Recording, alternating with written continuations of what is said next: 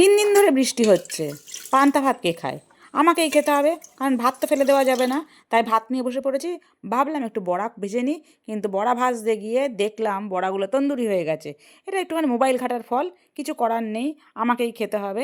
আর এই যে পাঁচমিশালি সবজি বানিয়েছিলাম, ভেবেছিলাম এই বৃষ্টির দিনে তরকারি করব আর গরম গরম খিচুড়ি দিয়ে খাবো, কিন্তু ভাগ্য দুর্ভাগ্য সৌভাগ্য যাই বলো না কেন, সবই ভাগ্য।